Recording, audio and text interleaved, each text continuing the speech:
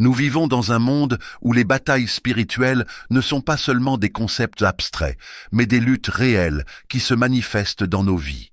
Le diable, ce piège subtil, cherche à affaiblir les croyants et à les détourner de leur but divin. Mais comment savoir si vous êtes sous attaque spirituelle?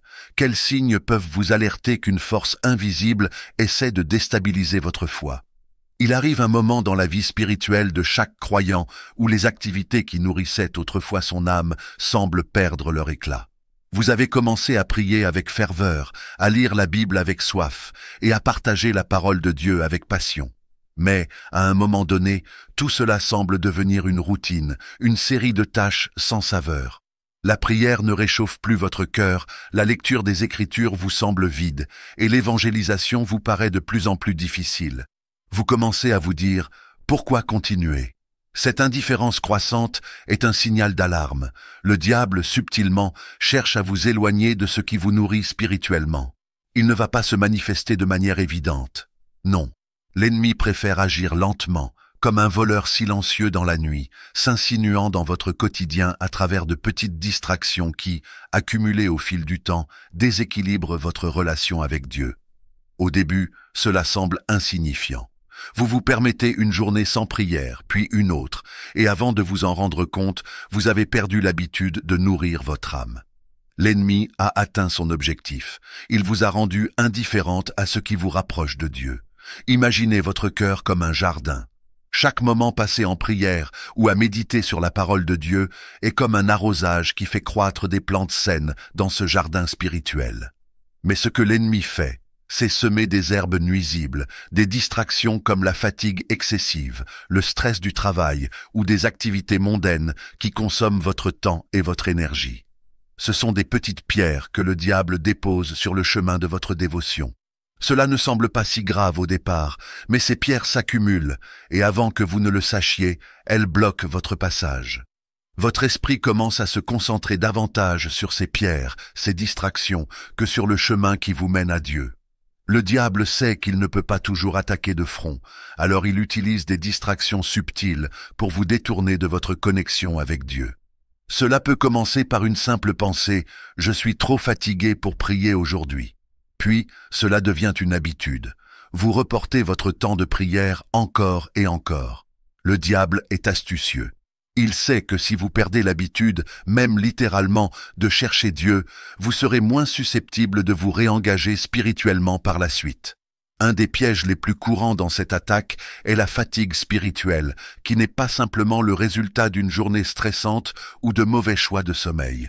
Non, la fatigue spirituelle est bien plus profonde. C'est l'épuisement intérieur qui fait que vous n'arrivez plus à ressentir l'ardeur pour Dieu que vous aviez autrefois. Le diable, dans sa ruse, utilise la fatigue physique pour miner vos réserves spirituelles. Vous vous retrouvez à prier à moitié endormi, à lire la Bible sans vraiment absorber les paroles, ou à vous laisser envahir par la paresse spirituelle. Ce n'est pas que vous ne voulez pas chercher Dieu, c'est simplement que votre énergie spirituelle est drainée. Il est important de comprendre que la fatigue spirituelle n'est pas juste un manque de repos physique. C'est un signe que l'ennemi est en train de déstabiliser votre capacité à rester connecté à Dieu. Quand vous commencez à ressentir cette fatigue, ne sous-estimez pas l'impact de ce sentiment. Ce n'est pas simplement un effet secondaire de votre emploi du temps. C'est une stratégie spirituelle et vous devez être vigilant. Si vous ressentez que votre passion pour Dieu faiblit, c'est le moment de prendre action. Il est crucial de renouveler votre engagement, de revenir à Dieu et de rechercher sa force pour renverser cette dynamique. La clé ici est de comprendre que la prière et la lecture des Écritures ne sont pas des obligations, mais des sources de vie et de renouvellement spirituel. Quand vous ressentez cette lente indifférence ou cette fatigue spirituelle, cela devrait être un signal que vous devez revenir à la source. Ce n'est pas une question de simplement continuer, mais de rechercher la restauration dans la présence de Dieu. Le diable ne gagne que si vous lui laissez l'espace pour opérer. Quand il commence à vous éloigner de Dieu, il utilise des stratégies discrètes, comme la fatigue ou la distraction, pour vous rendre faible spirituellement. Ne laissez pas ce cycle de lassitude prendre le dessus sur vous. Engagez-vous à revenir à Dieu, à redécouvrir la joie dans la prière et à réaligner votre cœur sur ce qui est vraiment essentiel, votre relation avec Dieu. Quand vous vous sentez fatigué ou indifférent, faites un pas en avant. Laissez votre âme se réanimer dans la prière et l'étude de la parole. Ce n'est pas seulement un moyen de remplir un devoir, mais de restaurer votre force spirituelle et de réaligner vos priorités. Si vous ressentez de l'indifférence ou de la fatigue, n'abandonnez pas. C'est précisément dans ces moments que votre dévotion à Dieu doit se renforcer. Rappelez-vous, les petites distractions sont les armes les plus puissantes de l'ennemi. Mais si vous restez vigilant et actif dans votre foi, vous pouvez surmonter ces attaques et rester connecté à la source de toute vie. Nous vivons dans une époque où l'accumulation de biens matériels semble être la priorité pour beaucoup de personnes. Des voitures, des maisons, des vêtements, des voyages. Ces éléments sont souvent perçus comme des symboles de succès et de réalisation personnelle. Mais à quel moment cette quête de confort matériel prend-elle le dessus sur ce qui est vraiment essentiel ?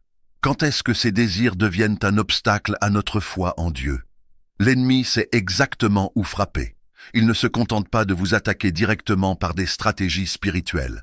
Parfois, il vous fait tendre la main vers des choses matérielles, des désirs qui, au début, semblent inoffensifs, mais qui, peu à peu, vous éloignent de Dieu. Le diable sait que l'attachement excessif aux choses matérielles peut être une porte ouverte pour affaiblir votre relation avec Dieu. Si vous commencez à avoir l'impression que vos biens matériels, votre confort ou même vos statuts sociaux prennent plus de place dans votre cœur que Dieu lui-même, c'est un signe que vous êtes sous attaque. Lorsque vous lisez les évangiles, vous voyez Jésus, dans de nombreux passages, parler de l'importance de lâcher prise sur les choses matérielles pour mieux suivre Dieu. Dans Matthieu 6,24, Jésus dit « Nul ne peut servir deux maîtres ». Ce verset n'est pas seulement une métaphore, c'est un avertissement. Le diable sait que les possessions matérielles peuvent devenir un dieu en soi. Ce n'est pas que les biens en eux-mêmes sont mauvais, mais l'attachement excessif à eux peut vous rendre vulnérable à l'ennemi. Le diable utilise cette tentation subtile pour vous faire oublier ce qui est éternel. Imaginez une situation où vous vous retrouvez à faire un choix difficile entre votre vocation spirituelle et vos désirs matériels. Par exemple, vous pourriez vous sentir poussé à travailler plus pour amasser plus d'argent, au détriment de vos moments de prière ou de service dans l'Église. Ou encore, vous vous retrouvez consumé par l'envie de posséder de nouvelles choses, au point de négliger vos responsabilités spirituelles. Ces petites pensées et choix répétés ouvrent la porte à un éloignement progressif de Dieu. Il est facile de penser que tout est sous contrôle lorsque vous jonglez entre vos responsabilités matérielles et spirituelles. Cependant, le diable sait que l'une de ses attaques les plus puissantes est l'amour excessif des choses. Il ne vous dit pas de rejeter Dieu, non. Il vous pousse simplement à perdre de vue vos priorités spirituelles. Par exemple, si vous commencez à justifier des choix comme « je n'ai pas le temps de prier, je dois m'occuper de ce projet financier », c'est là que l'ennemi a frappé. Peu à peu, vous commencez à justifier l'absence de Dieu dans vos vies sous prétexte de devoir atteindre le succès matériel. Le piège de la tentation matérielle est l'invisibilité de ses effets. Vous ne vous réveillez pas un matin et décidez soudainement que vos biens matériels sont plus importants que Dieu. Non, ce processus est lent et insidieux. C'est une accumulation de petites décisions.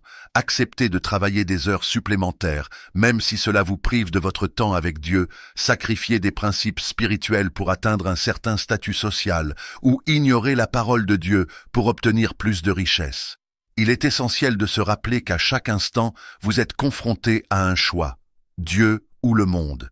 La question n'est pas si vous pouvez avoir les deux, mais si vous allez laisser le monde dominer votre cœur ou permettre à Dieu de régner sur votre vie. Le diable vous pousse à faire des compromis subtils, pensant que vous pouvez faire l'impasse sur la foi et tout de même avoir une vie épanouie et pleine de biens matériels. Mais ce n'est qu'une illusion. Le confort matériel ne peut pas remplir le vide spirituel. Dans Matthieu 16,26, Jésus pose cette question. Que sert-il à un homme de gagner le monde entier s'il perd son âme? Cette question résonne fort dans notre époque où la recherche du confort matériel devient souvent une priorité absolue. Mais au bout du compte, qu'obtenez-vous en échange de cette perte spirituelle? Une maison plus grande, une voiture plus chère, un statut plus élevé. Mais qu'en est-il de votre âme? Le croyant est appelé à vivre dans le monde sans être du monde. Cela signifie que, bien que nous puissions profiter des bénédictions matérielles, nous devons être conscients de la manière dont elles influencent notre relation avec Dieu. Il est possible de réussir matériellement tout en restant fidèle à Dieu. Mais pour cela, il faut pratiquer une modération et être vigilant face aux tentations. Quand le diable utilise les biens matériels pour vous faire douter de votre foi, il est important de revenir à votre engagement envers Dieu. Prenez un moment pour évaluer vos priorités. Les choses matérielles ne sont pas mauvaises en elles-mêmes, mais l'attachement à elles peut vous rendre vulnérable. Revenir à l'essentiel, à la prière, à l'étude des Écritures et à une vie centrée sur Dieu vous protégera des attaques subtiles de l'ennemi. Lorsque vous ressentez cette tension, lorsque les désirs matériels semblent accaparer votre attention, rappelez-vous que votre satisfaction ultime se trouve en Dieu seul. Il est le seul à pouvoir remplir le vide intérieur. C'est votre véritable trésor. Au-delà des possessions terrestres, votre héritage est spirituel. Et tant que vous restez fidèle, vous serez comblé non seulement ici-bas, mais aussi dans l'éternité.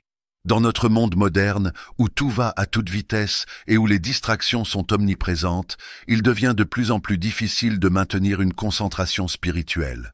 Le diable, subtil dans ses méthodes, utilise les distractions comme l'un de ses outils les plus efficaces pour vous éloigner de Dieu.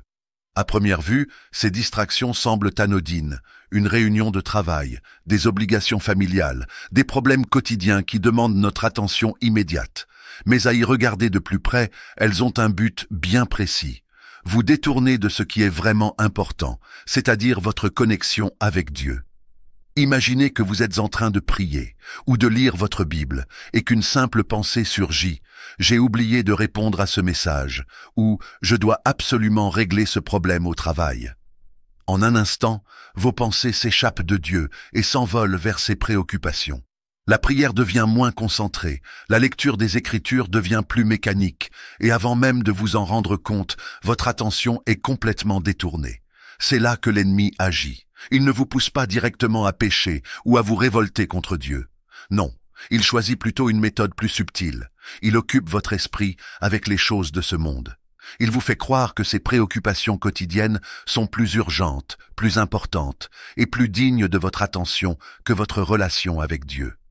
Ce qui commence par un petit détour devient peu à peu une route parallèle qui vous éloigne toujours plus de votre cœur spirituel.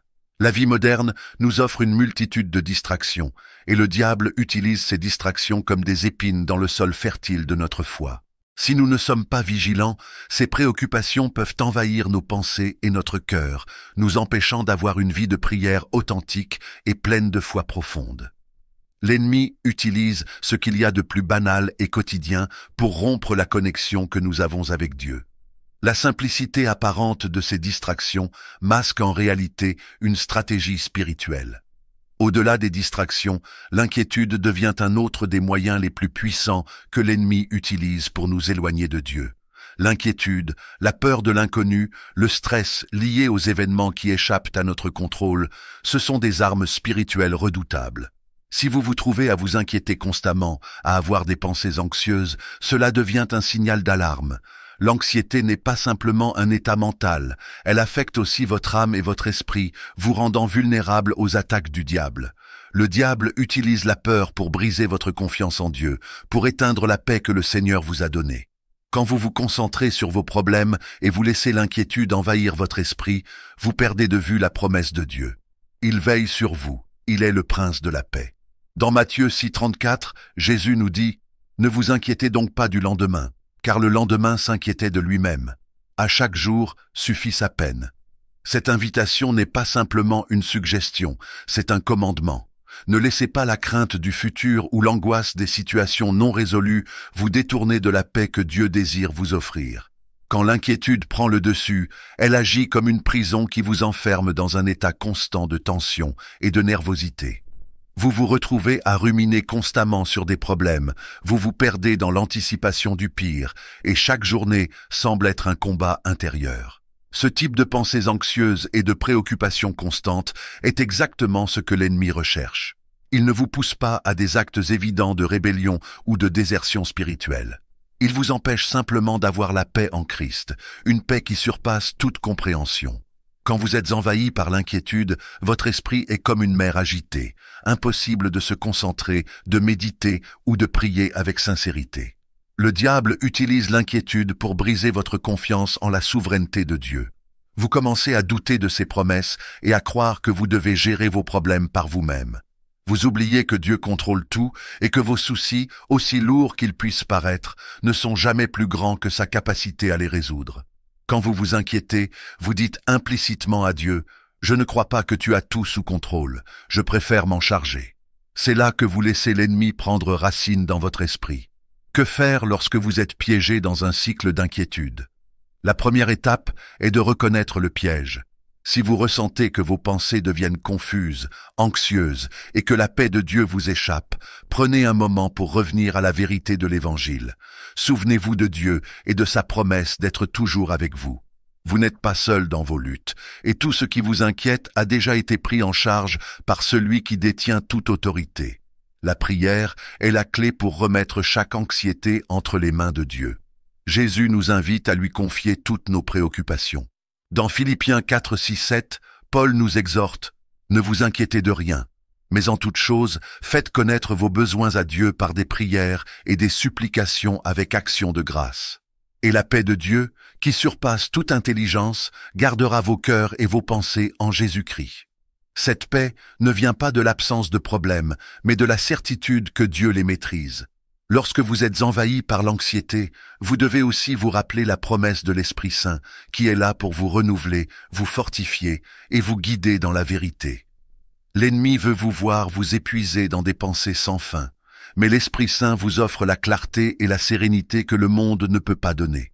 Quand l'inquiétude envahit votre esprit, invoquez l'Esprit Saint pour apporter paix et discernement. Ne restez pas seul dans vos luttes, car Dieu ne vous a pas laissé sans aide.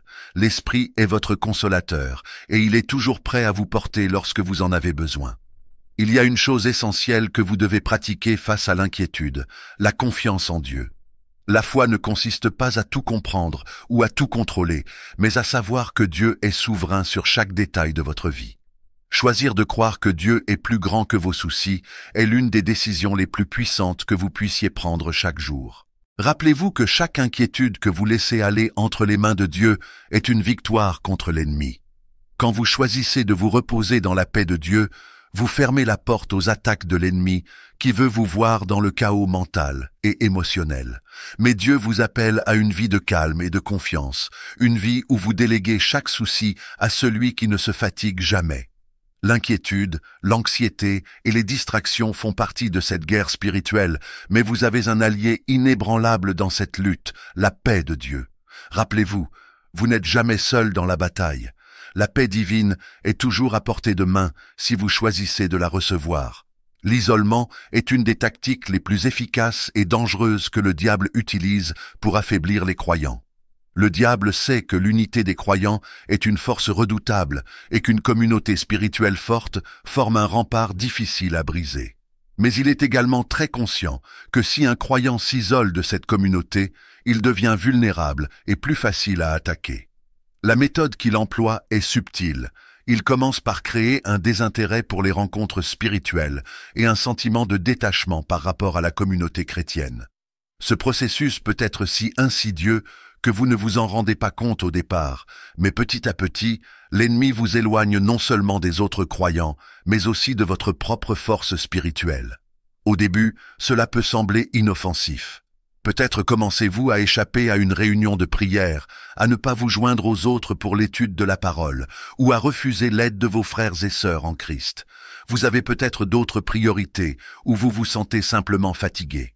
Mais l'isolement, s'il n'est pas reconnu et confronté, peut se transformer en une séparation progressive de l'unité du corps de Christ. Vous vous retrouvez seul dans vos pensées, sans la sagesse des autres croyants, pour vous aider à discerner les tactiques de l'ennemi. Ce qui commence comme un petit détour devient une ouverture pour l'ennemi de s'infiltrer dans votre esprit et votre cœur. Le diable, en s'attaquant à cette unité spirituelle, essaie de diminuer son pouvoir en Christ. Un croyant isolé est plus facilement attaquable et moins armé pour affronter les difficultés spirituelles.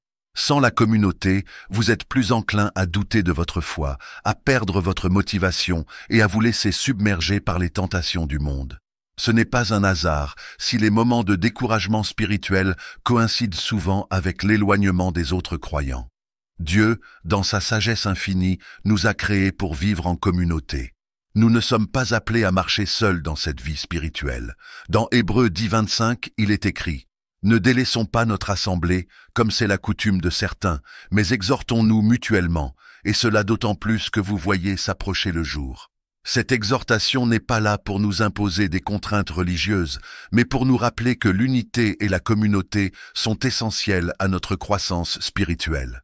La communauté chrétienne est un rempart contre les attaques de l'ennemi, un lieu où nous trouvons soutien, encouragement et protection spirituelle. Lorsque vous vous éloignez de la communauté, vous vous séparez des bénédictions spirituelles que Dieu a réservées pour vous au sein de cette famille de croyants. L'Église est l'endroit où vous êtes nourris, fortifiés et préparés à affronter les luttes spirituelles. Le diable sait que lorsque vous vous trouvez seul, vous êtes plus susceptible de douter, de tomber dans la tentation ou de perdre de vue votre but spirituel. Les effets de l'isolement ne sont pas immédiats, mais se manifestent souvent par une fatigue spirituelle croissante et une perte de direction. Vous pourriez commencer à perdre la motivation d'entrer dans la prière, de lire la Bible ou de vous engager activement dans la vie de l'Église. Le diable sait que ces petites déviations finiront par vous amener à vous éloigner de Dieu.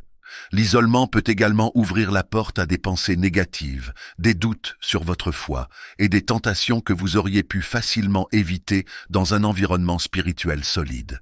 Sans la protection spirituelle offerte par les frères et sœurs en Christ, vous devenez plus vulnérable aux attaques de l'ennemi. Vous commencez à vous demander si Dieu vous écoute encore, si votre prière a encore un impact. Ces pensées, nourris par l'isolement, peuvent affecter profondément votre vie spirituelle et vous empêcher de mener une vie pleine de foi et d'obéissance à Dieu. Si vous vous retrouvez dans cet isolement, il est important de réagir rapidement. Le premier pas pour briser cette séparation avec Dieu et la communauté est de revenir à l'Église, même si cela vous semble difficile. Il est essentiel de chercher activement la communauté chrétienne, d'entretenir des relations spirituelles et de participer aux activités de l'Église. Vous pourriez aussi prier pour Dieu, pour qu'il vous guide vers des personnes de confiance qui vous encouragent dans votre foi et vous aideront à surmonter les épreuves spirituelles. L'unité et la force viennent dans le rassemblement, et plus vous vous rapprochez des autres croyants, plus vous renforcez votre foi. L'isolement spirituel ne doit pas être la norme pour un croyant. Dieu a conçu l'Église pour être un lieu de soutien mutuel où chaque membre joue un rôle crucial. Les prières, les encouragements et l'aide spirituelle d'une communauté de croyants sont des ressources puissantes pour rester ferme dans la foi. Si vous êtes isolé, ne restez pas dans cette solitude. Cherchez à retrouver les relations authentiques et rappelez-vous que vous n'êtes jamais censé marcher seul sur ce chemin de foi. Si vous vous êtes retrouvé dans certains de ces signes, il est important de réagir immédiatement. Voici quelques étapes pour vous protéger. Retournez à Dieu avec un cœur humble. Quand vous êtes attaqué, il est essentiel de vous tourner vers lui, non pas dans la peur, mais avec foi et assurance. Dieu est plus grand que toute tentation ou difficulté que vous pourriez rencontrer. Renforcez votre vie de prière. La prière est votre arme principale. Quand l'ennemi attaque, c'est dans la prière que vous trouverez la force et la protection. Ne laissez pas la fatigue ou les distractions vous empêcher de prier. Étudiez la parole de Dieu. La parole de Dieu est une défense inébranlable contre les attaques de l'ennemi. Lorsque vous vous ancrez dans la vérité divine, les mensonges du diable n'ont aucune prise sur vous. Restez dans la communauté chrétienne. Engagez-vous davantage avec vos frères et sœurs en Christ, car ils sont là pour vous soutenir dans la prière et l'encouragement mutuel.